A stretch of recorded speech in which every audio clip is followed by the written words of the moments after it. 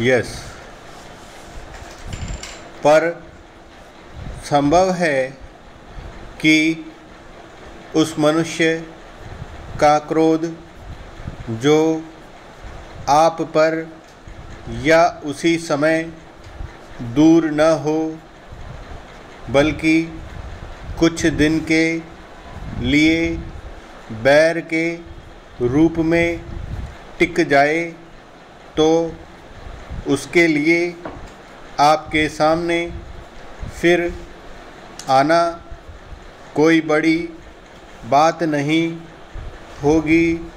प्राणियों की असभ्य दशा में ही भय से अधिक काम निकलता है, जबकि समाज का ऐसा गहरा संगठन नहीं होता है कि बहुत से लोगों को एक दूसरे का पता और उसके विषय में जानकारी रहती हो। जंगली मनुष्यों के परिचय का विस्तार बहुत थोड़ा होता है। बहुत सी ऐसी जंगली जातियां अब भी हैं जिनमें कोई एक व्यक्ति 20-25 से अधिक आदमियों को नहीं जानता, अतः उसे 10-12 कोस पर ही रहने वाला यदि कोई जंगली मिले और मारने दौड़े, तो वह भागकर उससे अपनी रक्षा उसी समय के लिए नहीं बल्कि सब दिनों से कर सकता है। पर सभ्य, उन्नत और विस्तृत समाज में भय के द्वारा स्थायी रक्षा की उतनी संभावना नहीं होती। इसी से जंगली और असभ्य जातियों में भय अधिक होता है, जिससे वे भयभीत हो सकते हैं। उसी को वे श्रेष्ठ मानते हैं और उसी की स्तुति करते हैं। उसके देवी देवता भय के प्रभाव से ही कल्पित होते हैं।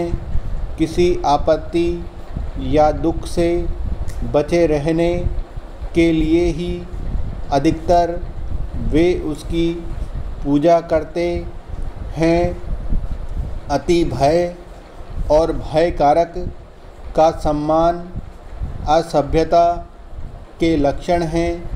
अशिक्षित होने के कारण अधिकांश भारतवासी भी भय के उपासक हो गए हैं। वे जितना सम्मान एक थानेदार का करते हैं, उतना किसी विद्वान का नहीं। चलने फिरने वाले बच्चों में जिनमें भाव देर तक नहीं टिकते और दुख परिहार का ज्ञान या बल नहीं होता, भय अधिक होता है। बहुत से बच्चे तो किसी अपरिचित आदमी को देखते ही घर के भीतर भागते हैं। पशुओं में भी भय अधिक पाया जाता है। अपरिचित के भय में जीवन का कोई रहस्य छिपा जान पड़ता है। प्रत्येक प्राणी भीतरी आँख खुलते ही अपने सामने मानो एक दुख कारण पूर्ण संसार फैला हुआ पाता है, जिसे क्रमशः कुछ अपने ज्ञान बल से और कुछ बाहुबल से थोड़ा बहुत सुखमय बनाता चलता है।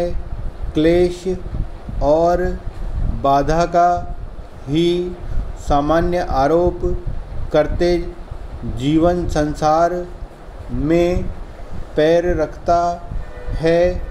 सुख और आनंद को वह सामान्य का व्यतिक्रम समझता है, विरल विशेष मानता है।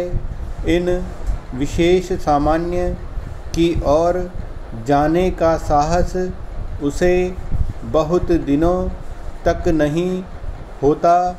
परिचय के उत्तरोत्तर अभ्यास के बाद से अपने माता पिता या नित्य दिखाई पड़ने वाले कुछ थोड़े से और लोगों के ही संबंध में वह यह धारणा रखता है कि वे मुझे सुख पहुँचाते हैं और कष्ट न पहुँचाएंगे। विराम।